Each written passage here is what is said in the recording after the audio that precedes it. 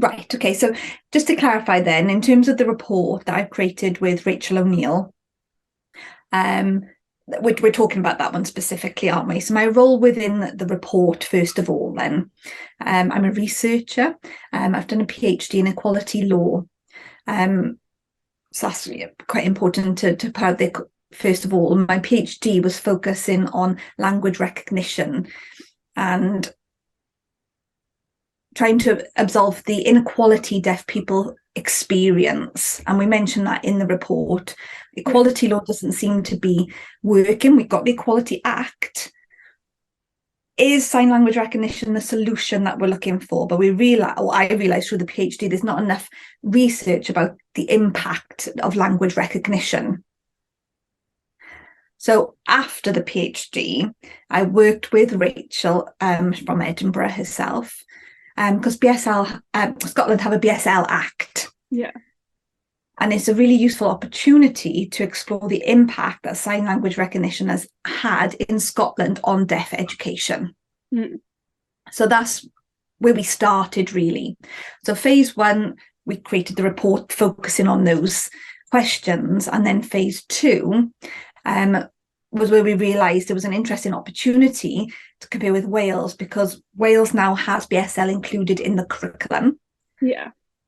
But we don't have a BSL Act here in Wales, unlike Scotland. So it's really interesting to compare the differences between Wales and Scotland. So that's where we started from, the position we started from. Now, I have a personal interest in deaf education myself for two reasons. I'm deaf and a BSL user myself. I've been through mainstream education. And also, my wife is another reason for me to do this. She's deaf and also went through mainstream education. So we've reflected a lot on what's been good, what's been bad with the system that we've got. But not only that, we have two deaf daughters who are currently going through the education system at the moment. And the things that I see have given me cause for concern. Some of them, it's very similar to the experience myself and my wife went through. So not much has changed in 30 years. It's very similar, the way deaf children are taught 30 years ago. So there are lots of barriers. Nothing is changing, nothing is improving. Yeah. So I think this is an opportunity now to look at Wales and Scotland.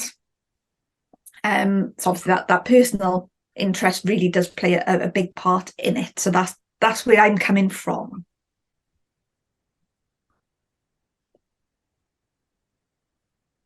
Okay, that's quite a big question. There's quite a big scope to that one. So I'm just going to have a little look at my report. I'm going to bring my report up on my screen here, just so I can give you some sort of reference to it in my answer. So I think overall, we had the methods, we had our interviews, we interviewed 21 people altogether from Scotland and Wales, all at different levels. So, government, civil service, and then the mid-level, so usually local authority representatives, and then the lower level, teachers of the deaf. So we had that sort of banding really in terms of our interviews, but the middle and the lower levels we combined. So teacher of the deaf was also representative of council, for example. So there was some overlap there. And we also interviewed deaf people themselves who were involved in the voluntary sector. Mm-hmm. And we've interviewed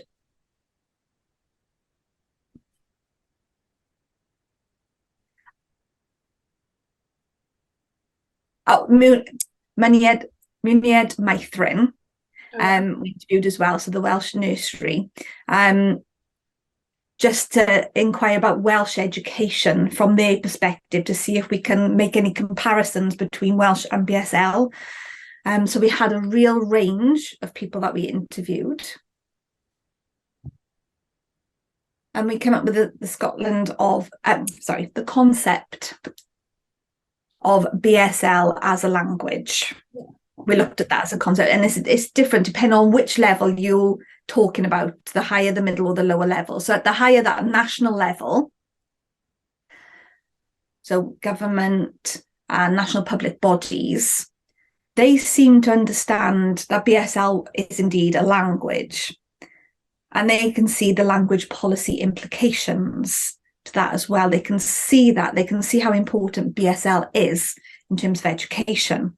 Now, on the lower level, at the council sort of level, they see BSL more as a communication tool. Oh. And that was one of the interesting things. And one comment in particular from one candidate, they focus on the Welsh medium. So if somebody spoke Welsh and went through the education system in Welsh, but so at the same time, you're then talking about BSL as a communication tool. But never once did this person think that BSL was equivalent to English or Welsh.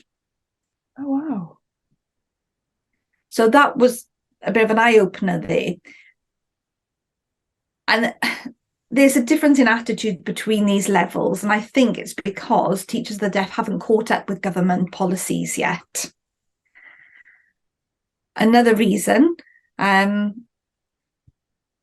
is that it's got a medical influence as well here. Because there's a lot of overlap with the medical profession, such as audiology, ENT consultants, and they work with education providers, focusing on deaf children and their education. I've seen it myself. I see it currently with my own children. And the school work quite closely with the audiology departments. Now, I have personally some concerns about that, because doctors and medical professionals are not really involved in children's education. Okay, so it's really focused sort of on a child's hearing and the medical sort of technology that they can give, like hearing aids and things like that. But they sort of really are integral to one another at the moment. So those attitudes at that lower level is still very much as BSL as a communication tool rather than a language. So that's one of the sort of outcomes, though, the main finding actually that we came up with. The other thing is sources and resources. Yeah. So there's not enough of them in both countries. There's different approaches from Scotland to Wales, but they have similar issues. There's not enough resources out there. So the main issues, firstly, who's going to teach BSL? We don't have enough BSL teachers. So that's our first thing. In both countries, we don't have enough teachers who are able to teach in BSL. You think of all the schools out there in both countries, in Scotland and Wales, we don't have enough resources, we don't have the staff, and there's a political argument as well as who should be teaching BSL. Yeah. And because BSL is the language of deaf people, it should be a deaf person teaching British Sign Language. We don't have those people. They haven't had the training. So there's not enough staff, for one. There's not enough deaf people with enough qualifications yet to be able to teach. So you need qualifying teacher status, and we just don't have enough people who have that. Yeah. Or we have qualified teachers at FE level, but they can't teach in primary school. So there's another barrier there then. There's also no clear pathways currently. So, for example, with some of the universities are dotted around some of the universities don't have BSL courses. There's no opportunities to develop BSL as a pedagogy. So there's another issue. There's another barrier there. So there's no academic foundation from which to work from. And then there's a shortage of teachers of the deaf as well. Yeah. Here in Wales specifically, well, and Scotland actually, there's just a real shortage. And no teacher of the deaf are qualified here in Wales. So when you become a qualified teacher, you've got to go over to England first. Oh. But England obviously won't include the Welsh curriculum. Mm. So there's a lot of elements there. Just meaning there's a massive gap in the market at the minute. So we need to catch up to the policies are far ahead of where we're actually at and the resources that we actually have currently.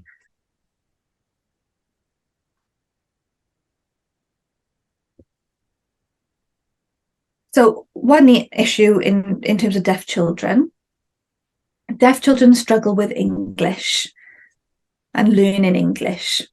There's some old statistics that say an average reading age of a deaf child when they leave compulsory education is the reading age of 8.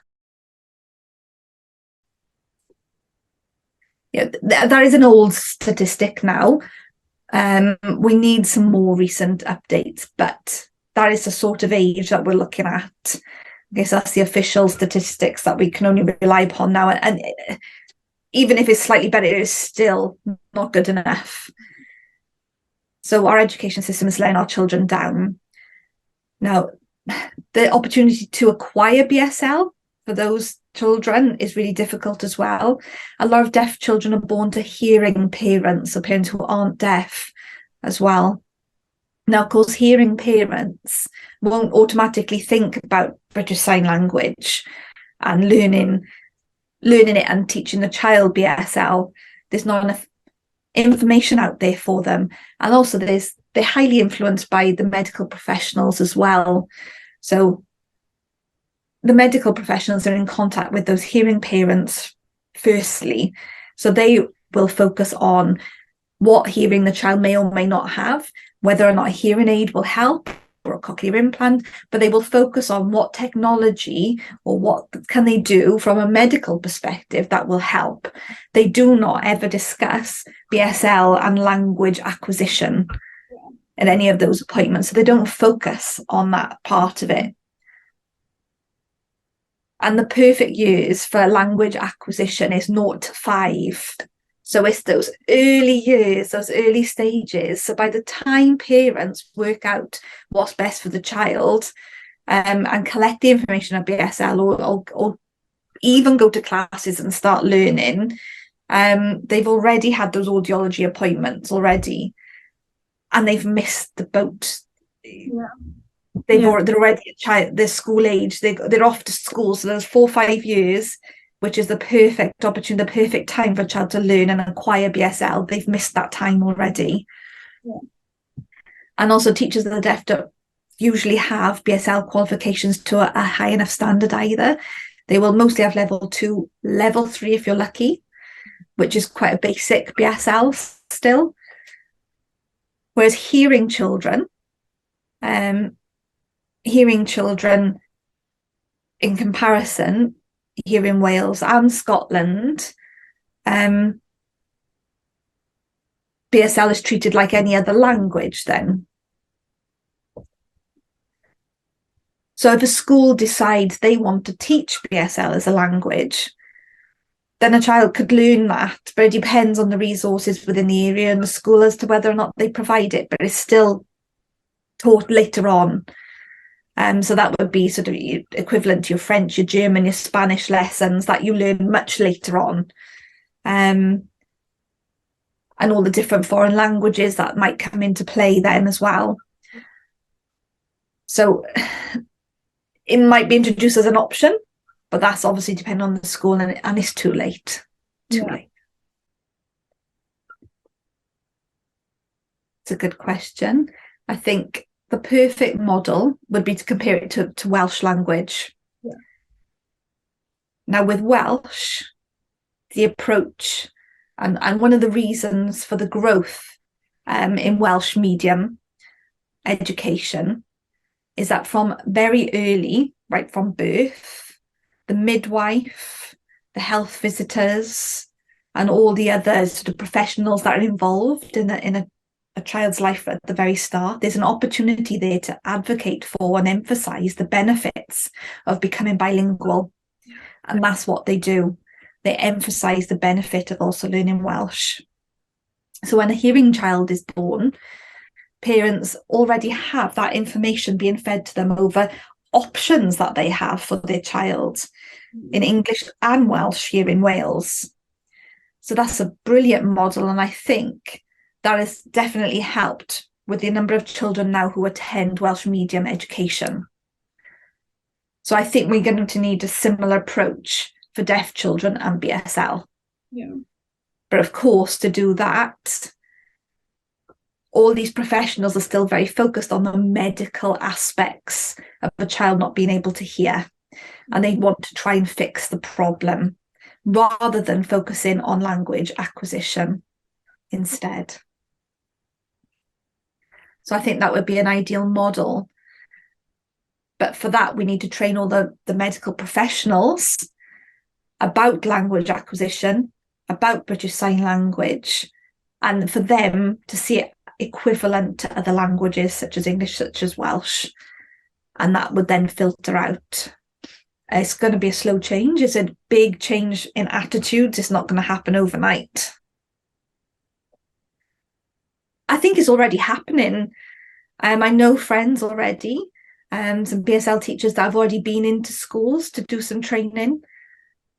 There's been Facebook posts going, oh, it's been wonderful today. I've been so emotional because I've been teaching a huge class of hearing children, BSL, and they've all responded really enthusiastically, really positively. And that's, for a deaf person, that's quite an emotional thing for us in our community. That's sort of the equivalent, sort of gives you goosebumps. That really does sort of hit you. And then obviously last year on Strictly Come Dancing with Rose Aileen Ellis, who won it last year. So all the deaf community, that was like, wow, that, this is amazing. This is getting the deaf community out there and it's becoming visible.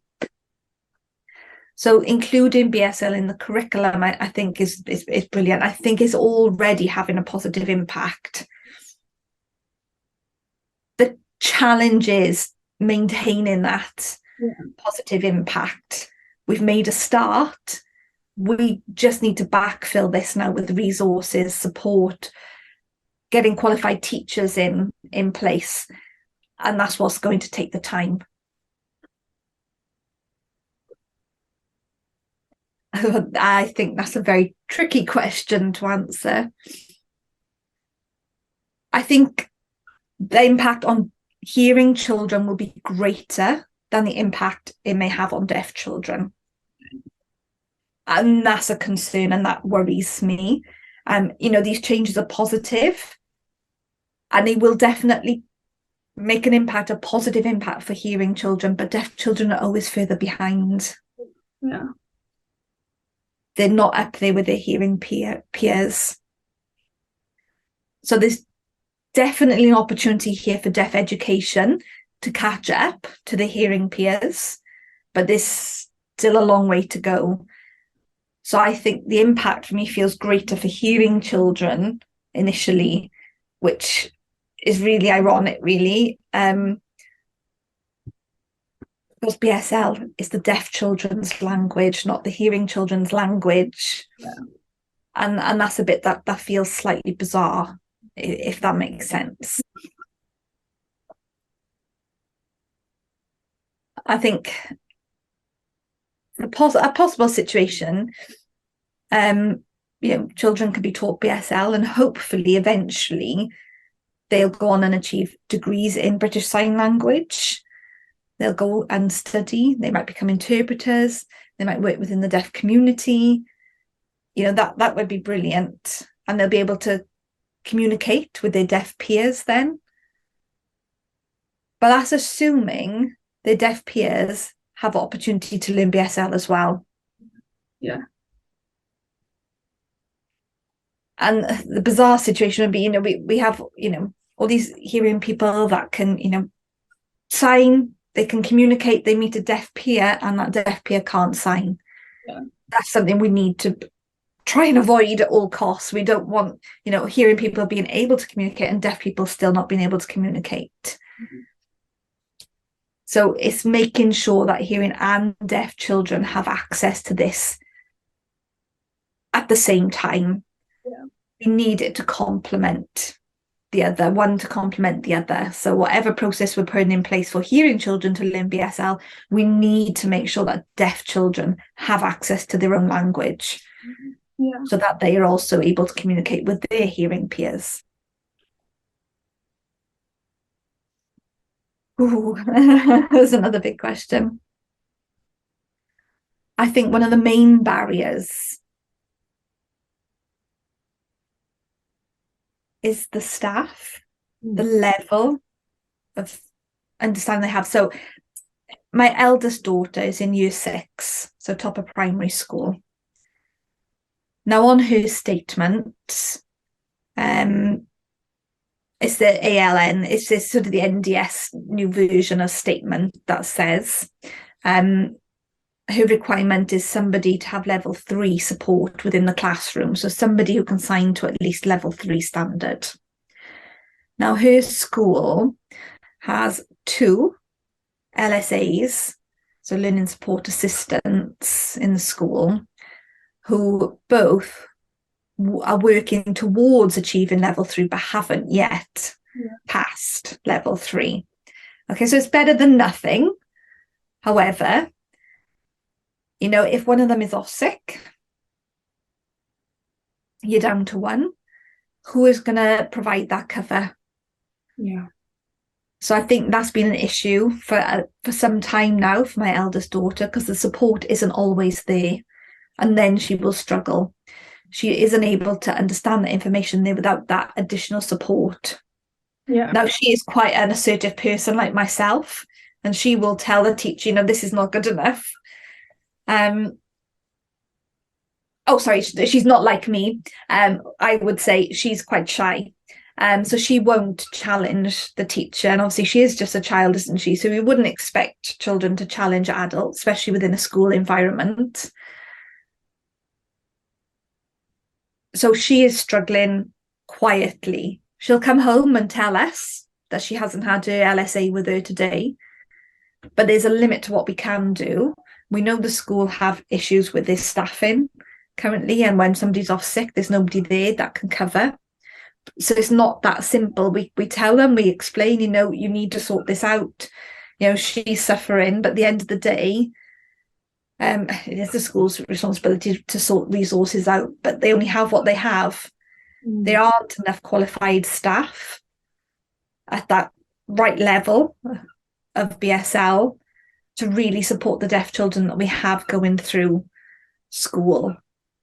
So we really need to increase the number of staff. So if you think about deaf children going through education at the moment, whether they're in a school that has a deaf resource base or not, whether they're in mainstream with an LSA or with that additional support, they still need the BSL support that they have at whatever level to be higher than what they currently have.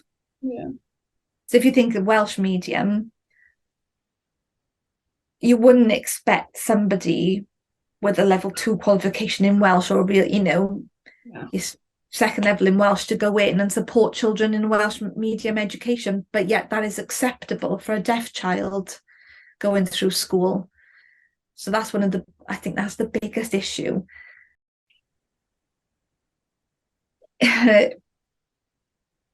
It's sort of deciding what level is suitable, I think, for the deaf children. If a deaf child is fluent in BSL, it's their first language, then they're probably equivalent to a level 6, which is the top level in BSL. So in that situation, putting a teacher with only level 3 in is not going to be suitable, is it?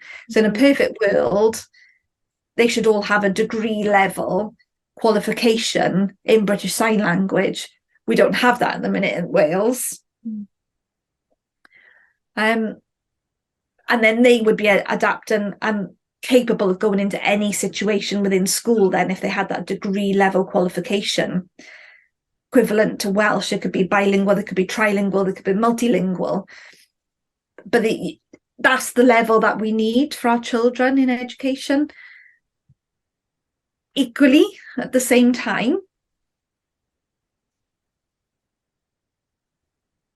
if you think about primary education, there's no minimum level requirement to teach, for example, French or German at primary school, or Welsh even. Welsh medium school is different, but for an English medium school, there's no sort of minimum qualification that a teacher needs to be able to teach foreign languages in the class, including BSL. Now, in secondary school, there's a difference because you need to have a degree in the subject that you're teaching. So you're more likely then to have a degree level qualification in the specific language that you're going to teach, aren't you? So there's a difference there between primary and secondary already. So that's another issue that we're facing, because anybody could come into primary school and teach some foreign languages. Yeah. At that basic, and it would be at a basic level, but that doesn't mean it's right. No. So it really does depend on the child, the school, the class, the environment, what requirements there are at a national level. There's a lot of aspects that need to be considered. I don't want to tie everybody with the same brush. I know some people have really good attitude towards languages and having the right level to teach it. But we've got to work within the system that we've got, haven't we? And sometimes teachers of the deaf want to learn and get those higher levels of BSL, but there's something that stops them from being able to do that within the system itself. So there's lots of barriers there.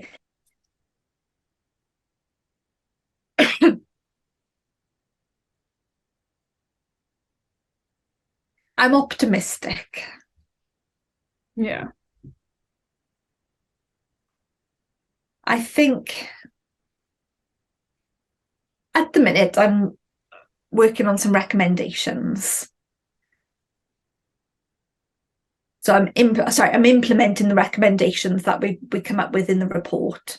So I'm meeting with lots of different departments to try and get the ball rolling on this. Yeah. So I'm optimistic that we're going in the right directions, but ask me again in 6 months' time. Most of my meetings are taking place in January, in the new year. So I'll see what the sort of appetite is like then, and what their approach is like, whether they're reluctant or whether they're really advocating for this and really want to push this as an agenda at the moment. So currently I'm optimistic, but I haven't yet got to those meetings with the people I need to. And deaf children are still so far behind their hearing peers. So it's such a massive challenge to change everybody's attitudes, especially with the amount of medical influence that families with deaf children have on them in those early stages and those early years. And until we can get that changed, which isn't going to be a quick fix, that's not going to happen by next year, it's going to take a long time.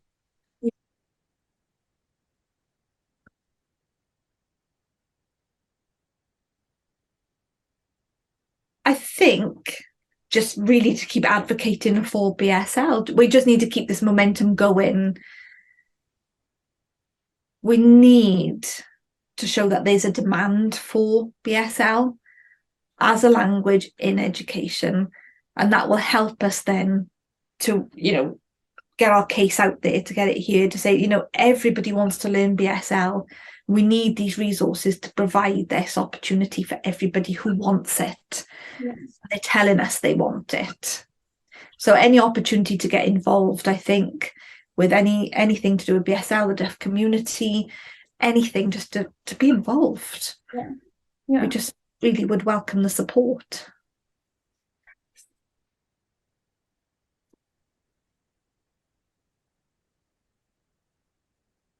Well, I'm new to Cardiff. I've only been in Cardiff for the last 3 months, but I was in University of South Wales previously for the last 8 years. Yeah. And I think as a deaf teacher, I haven't had any specific issues.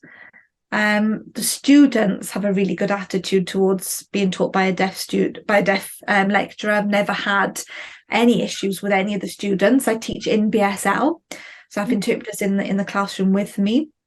No problems whatsoever, which is brilliant. And same with staff. Staff are really welcoming.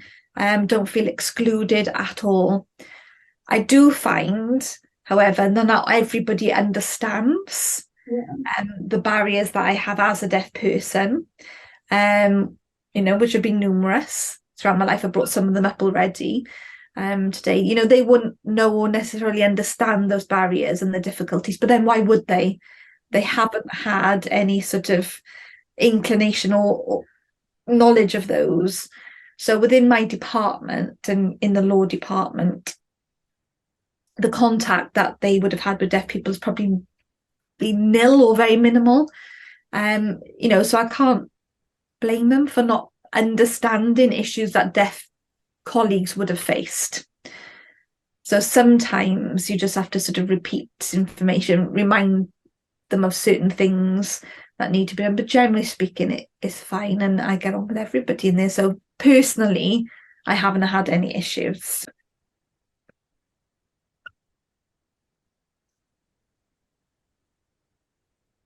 Yes, definitely important. I wish I had role models like that growing up. I didn't. Because I teach law, I've never taught a deaf person in the last 8 years since I became a lecturer. So, where the deaf children come in through the education system, and this is where the education system fails, the expectations on deaf children are not as high as their hearing peers. You need high grades to get into university to study law.